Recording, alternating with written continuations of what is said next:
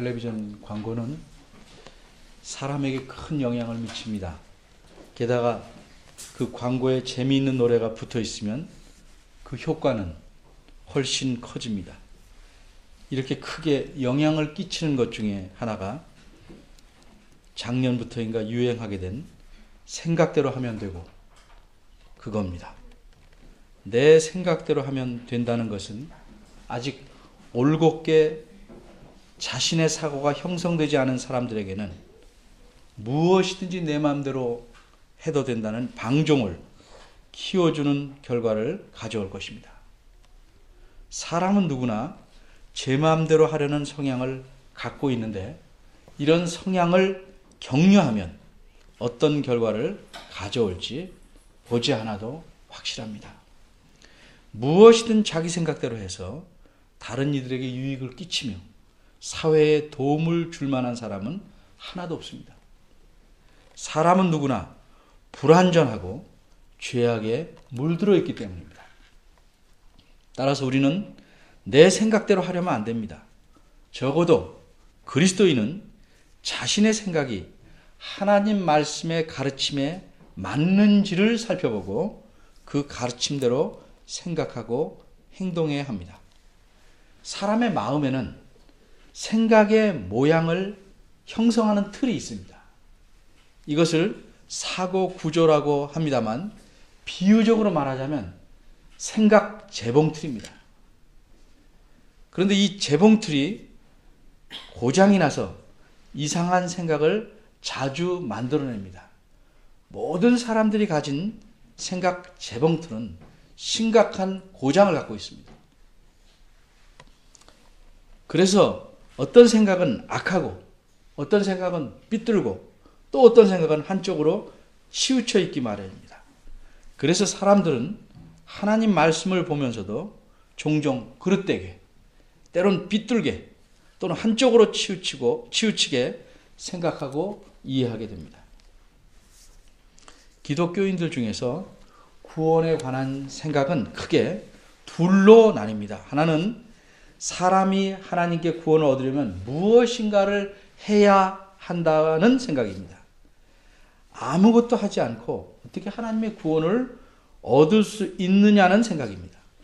이것은 무엇인가 주어야 받을 수 있다고 하는 상당히 설득력 있는 생각입니다. 그런데 다른 하나는 사람이 하나님께 구원을 얻기 위해서 사람이 할 수 있는 것은 아무것도 없다는 생각입니다. 이것은 인간을 전적으로 무능력하다고 보는 듯한 그래서 비참한 기분이 들게 만드는 생각입니다. 이 둘 중에 어떤 것이 옳은 것일까? 내 생각대로 택하면 안 됩니다. 내 기분에 맞는 것을 택하면 안 됩니다. 내 생각에 맞지 않는다 할지라도 하나님 말씀의 가르침에 맞는 것이 옳은 생각입니다. 간단히 말하면 하나님 말씀은 구원에 대해서 이렇게 말씀합니다. 사람은 허물과 죄로 죽었다. 그래서 사람은 죽었으므로 자기 힘으로 아무것도 할 수 없다. 오히려 자신의 허물과 죄 때문에 하나님의 진노를 받아야만 한다. 그런데 이런 사람이 하나님의 은혜로 인하여 믿음으로 말미암아 구원을 얻었다. 그러므로 구원은 사람에게서 난 것이 아니라 하나님의 선물이다. 이것이 에베소서 2장 1절에서 8절에 있는 가르침입니다. 하나님의 말씀은 명백하고 단호하게 사람의 구원은 오직 하나님의 은혜며 선물이라고 가르칩니다. 사람은 구원을 얻기 위해서 할 수 있는 것이 아무것도 없다 하는 생각이 성경적으로 옳은 것입니다. 그런데 오늘 본문 말씀 12절에서 너희 구원을 이루라고 말씀합니다. 구원을 위해 사람이 무엇인가 해야 한다는 의미처럼 들립니다. 그렇다면 방금 전에 말씀드린 에베소서 2장의 가르침과 모순되지는 않는가? 어떻게 이해해야 되겠는가? 생각해 봐야 할 것입니다. 서로 맞지 않는 말처럼 들리는 표현들을 바르게 이해하려면 먼저 예를 하나 들어보겠습니다. 정직한 어떤 사람이 두 손으로 자기 얼굴을 가리고 크게 한숨을 쉬며 이렇게 말합니다. 아, 나는 이제 죽었다. 이렇게 말했으니 이 사람이 정말 숨이 끊어져 죽은 것일까? 대답해 보십시오. 왜 대답 안 하세요? 죽었어요? 안 죽었어요? 네, 안 죽었어요. 정말 그럴까요? 이 사람이 정직하고 진실한 사람입니다. 거짓말한 것이 아닙니다. 근데 이제 나는 죽었다는 말을 믿지 않아야 되나요? 이 사람은 살아있으면서도 죽었다고 말할 수 있었습니다. 이것은 거짓말이 아니라 죽었다는 말의 의미를 다르게 말한 것이기 때문입니다. 아마 이 사람은 정말 죽어야 할 만큼 큰 실수를 했을 것입니다. 그래서 그렇게 말한 것입니다. 말이란 이런 겁니다. 이처럼 같은 말을 사용해도 의미가 좀 다르게 쓸 수 있는 것입니다. 12절에 너희 구원을 이루라는 어떤 의미로 그럼 말씀한 것일까? 에베소서는 사도 바울이 쓴 편지입니다. 오늘 본문이 들어있는 빌립보서도 사도 바울이 쓴 편지입니다. 따라서 사도 바울이 자신이 쓴 두 편지에서 구원을 서로 모순되게 말했다고 보기는 힘듭니다. 여기서 말하는 구원이란 이미 하나님의 은혜로 얻은 구원을 가리킵니다. 그리고 이루라는 뜻은 풀어서 말하자면 열매를 맺으라는 의미입니다. 따라서 너희 구원을 이루라는 말씀은 너희가 하나님의 은혜로 이미 구원을 얻었으니 너희 생활에서 구원받은 사람다운 열매를 맺으라는 의미입니다. 구원을 얻기 위해서 무엇인가 해야 한다는 뜻이 아닙니다. 12절은 여러분이 보시다시피 그러므로 라는 말로 시작합니다. 이 말은 결론을 시작하는 말입니다. 이 결론은 12절에서 18절인데 오늘 본문인 12절과 13절은 이 결론의 첫 부분입니다. 이 12절과 13절이 우리말 성경에서는 두 문장이고 13절은 하시나니로 되어 있어서 문장이 끝나지 않은 것처럼 보이지만 사실은 제대로 잘 끝난 하나의 긴 문장입니다. 12절은 너희 구원을 이루라는 그 명령이 중심되는 내용이고 13절에서는 그 이유를 말하고 있는 것입니다. 성경 원문의 13절은 그래서 왜냐하면으로 시작해서 행하게 하시기 때문이다 라고 끝납니다. 그러면 이 결론의 앞부분은 어딜까? 대부분 학자들은 1장 27절에서 2장 11절까지라고 생각합니다. 빌립보서 1장 27절을 봅니다. 그 앞 한 장을 돌려보시기 바랍니다. 빌립보서 1장 27절에서는 오직 너희는 그리스도의 복음에 합당하게 생활하라고 말씀합니다. 이것은 하나님의 은혜로 구원 얻은 자가 마땅히 복음의 가르침대로 그 가르침에 맞게 살아야 한다는 의미입니다. 그렇게 사는 것이 무엇일까? 한마디로 하나님 말씀에 복종하는 것입니다. 그래서 바로 앞인 2장 8절에서는 그리스도를 예로 들어서 그분 자신도 복종하셨다라고 말씀하고 있습니다. 그러므로 구원받은 자는 하나님 말씀에 복종해야 합니다. 그럼 이 편지를 받는 빌립보 교회 교인들은 잘 복종했을까요? 아닐까요?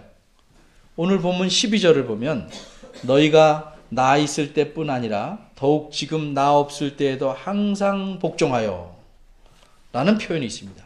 이 표현은 빌립보 교인들의 복종이 사도 바울이 있을 때와 없을 때 큰 차이가 있는 것 같은 느낌을 줍니다. 그러나 사실은 다릅니다. 이 편지의 맨 앞부분인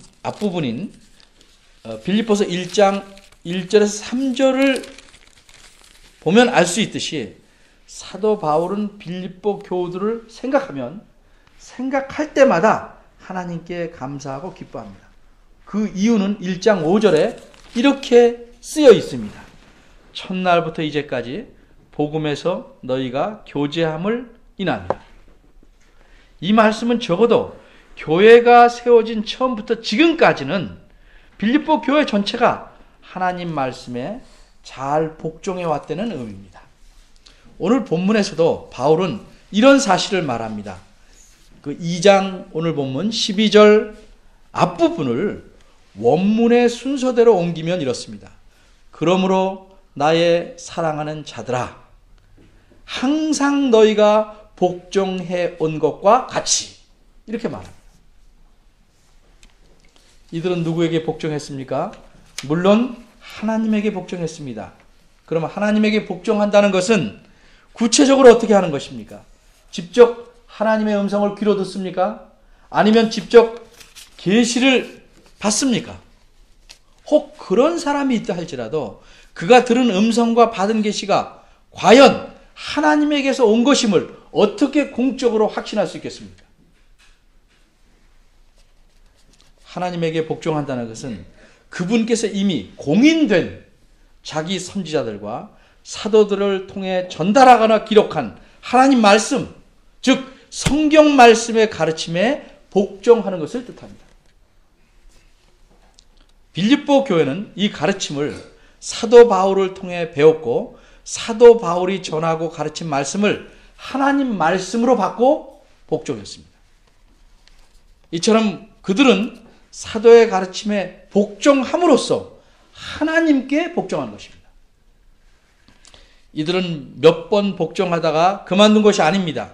상황이 좋으면 복종하고 나쁘면 그만둔 것이 아니라 항상 복종해 왔습니다.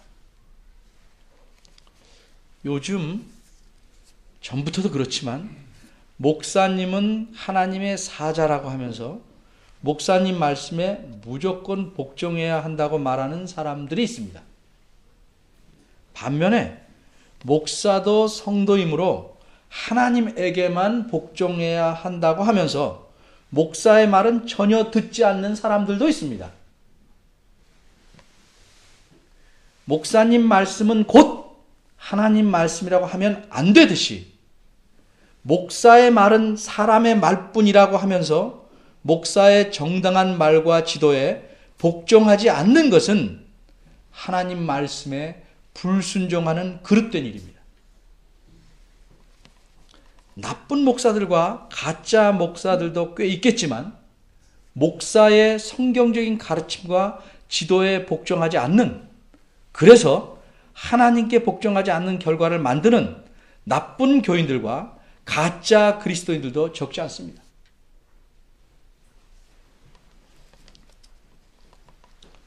(12절은) 사도 바울이 이제껏 항상 복종해온 빌립보 교회의 교우들을 칭찬하며 격려하는 의미로 하신 말씀입니다.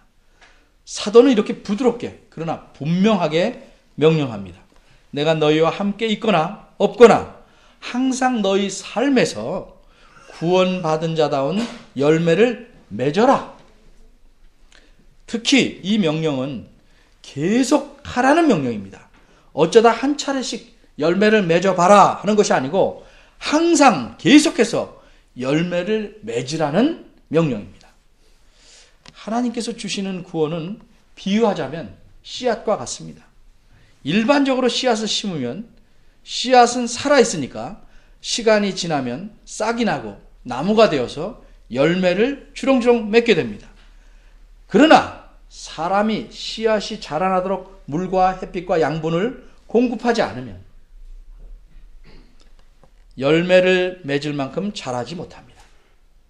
이처럼 하나님은 우리 각자에게 살아서 자라날 수 있는 씨앗을 주셨고 이 씨앗을 받은 우리는 물과 햇빛과 양분을 공급해서 열매를 맺어야 하는 것입니다. 이것이 구원을 이룬다는 것입니다. 사람은 오직 하나님의 은혜로만 구원을 얻는다고 바르게 믿는 사람들 중에도 간혹 놀고 먹으려는 사람이 있습니다. 구원 얻었다는 사실만 확신하고 있을 뿐, 그 확신의 증거를 삶에서는 전혀 드러내지 않습니다. 만일 아기가 태어나서 잘 먹으려 하거나 움직이려고 하지 않고 오직 태어났다는 사실 하나만 감격하고 있다면, 그래서 세월이 한참 지나도 자라지 않고 있다면 부모의 마음이 얼마나 기가 막히겠습니까? 사람이 태어나는 것은 태어난 사실만 감격하라고 있는 것이 아니고 자라나서 사람답게 살기 위함입니다. 이렇듯이 하나님께서 구원을 은혜로 주신 것은 그저 구원받았다는 감격에 빠져만 있으라는 것 아니고 자신의 삶에서 구원받은 새 사람다운 삶이 나타나도록 하기 위함입니다. 그래서 에베소서 2장 10절에서는 이렇게 말씀합니다.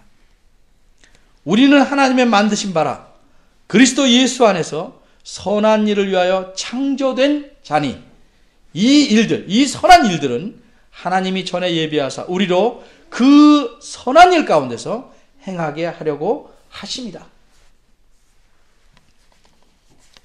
그런데 여기서 한 가지 질문이 생깁니다. 사람은 누구든지 허물과 죄로 완전히 죽어서 자기 힘으로 전혀 구원을 얻을 수 없다는데, 그런 사람이 하나님의 은혜로 구원을 얻었다고 해서 과연 구원의 열매를 계속 맺는 그런 삶을 살 수 있을까?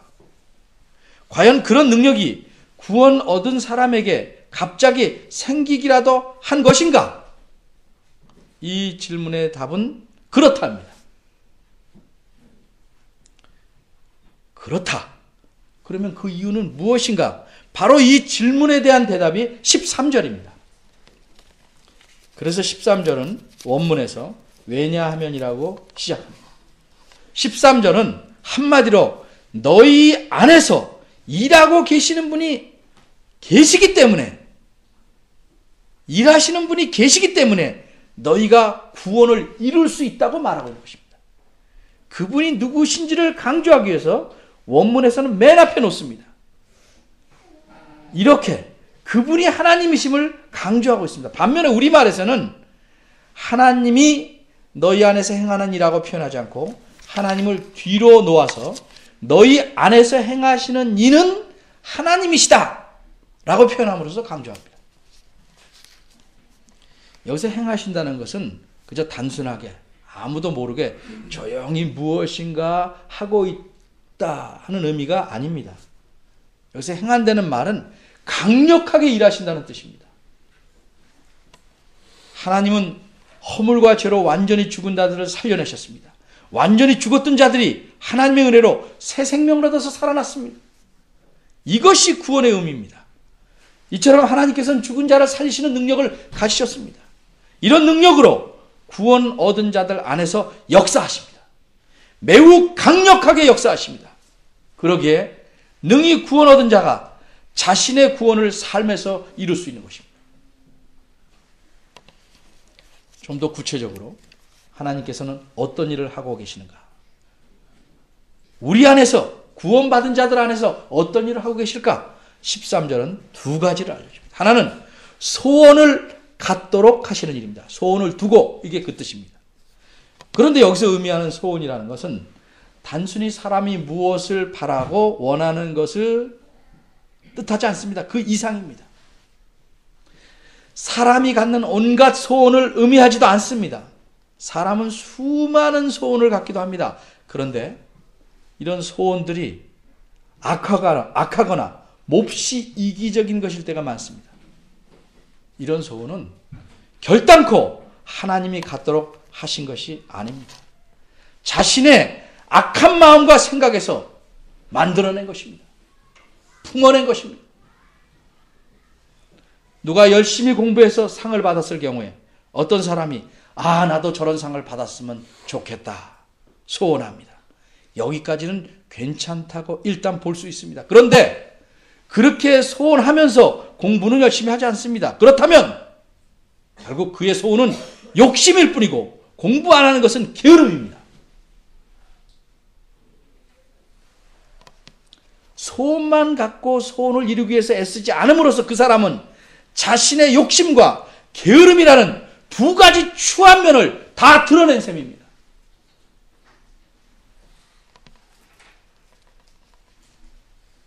(13절에서) 말하는 소원은 그런 추한 것이 아니라 무엇을 하겠다는 결심이나 결단을 뜻합니다. 그런데 조심할 점은 사람이 결심하거나 결단을 내린다고 모두 하나님께서 갖도록 해주신 것은 아니라는 사실입니다. 그 결심한 목적이 합당해야만 합니다. 즉 결심이나 결단을 왜 했는가? 하나님의 기쁘신 뜻을 위해 가진 것이라야 합니다. 그것은 하나님이 만드신 겁니다. 그것은 하나님이 주신 것입니다. 이런 목적을 위한 결심이 아니면 그것은 아무리 확고한 것이라도 하나님께서 갖도록 하신 것이 아닙니다.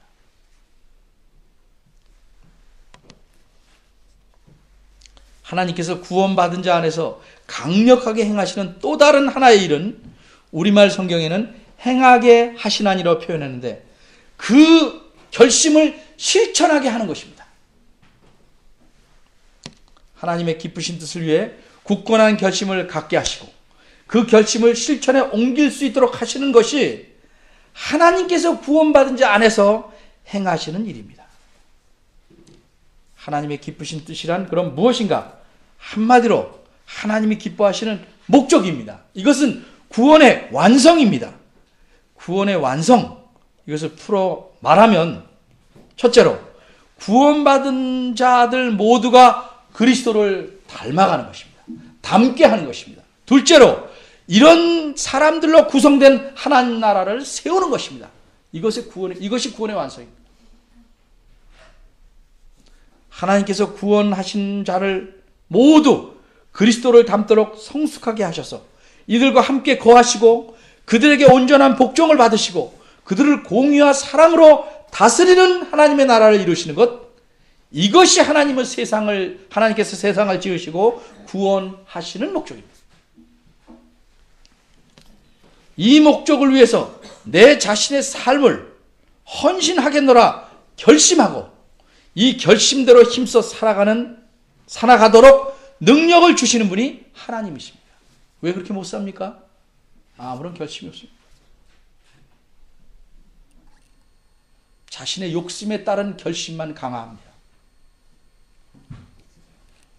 그리고 하나님께서 주시는 능력을 받아 그렇게 살아가는 것이 자신의 구원을 이루는 것입니다. 이처럼 하나님께서 구원받은 자들 안에서 성령님을 통하여 거하시면서 매우 강력하게 역사하고 계십니다.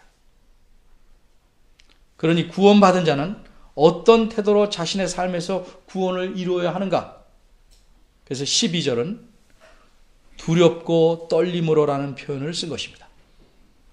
어른을 뒷좌석에 모시고 운전을 하면 예의 바른 사람이라면 정말 조심조심 신경 쓰면서 운전하게 됩니다. 온 세상의 주인이신 높고 위대하신 하나님께서 내 안에 계십니다. 이 사실을 정말 믿는다면 하나님을 경외함으로 진지함으로 신중함으로 구원을 이루도록 해야 합니다. 자기 삶에서 그리스도를 닮기에 힘쓰고 선한 일들을 통해 아름다운 열매를 많이 맺도록 거룩한 열매를 풍성하게 맺도록 그래서 하나님께서 기뻐하시도록 정성스럽게 삶을 꾸려가야 할 것입니다.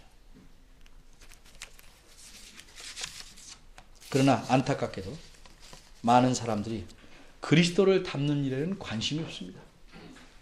구원의 열매에 대해서 관심이 없습니다. 거룩한 삶에 대해 관심이 없습니다. 하나님의 나라와 복음에 대해서 관심이 없습니다. 내가 복받고 잘되는 일,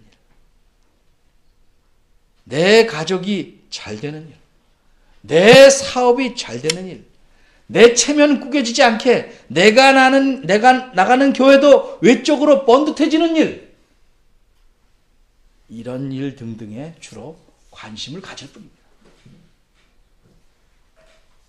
설교도 심각한 내용은 좋아하지 않습니다.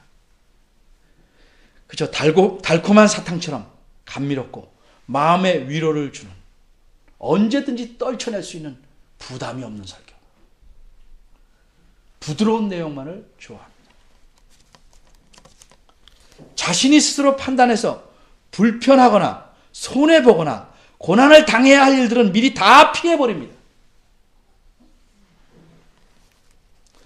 하나님께서 하실 일이 없을 만큼 스스로 다 알아서 합니다.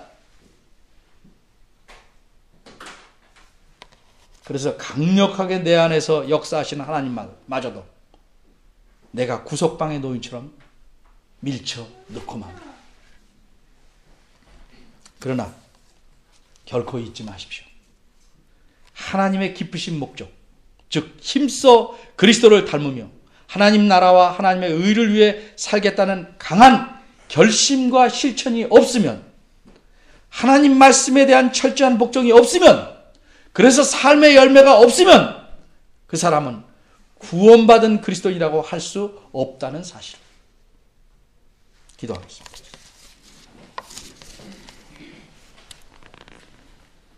하나님, 저희들을 긍휼히 여겨 주시옵소서. 저희의 삶을 돌아보게 하시옵소서. 안진뱅이처럼, 자라지 않는 아이처럼 그저 구원의 은혜에 감격만 하고 있지 않은지, 게으름 가운데 내 멋대로 살아가고 있지 않은지, 하나님의 뜻보다 항상 내 뜻이 우선이요, 하나님의 목적보다 내 삶의 쾌락과 내 욕심의 성취가 앞서지 않는지 돌아보게 하시옵소서. 하나님께서 우리에게 주신 그 구원이 참된 것이라면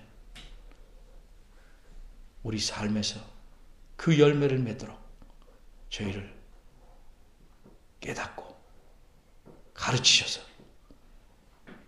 바로 서게 도와주옵소서. 예수님의 이름으로 기도합니다.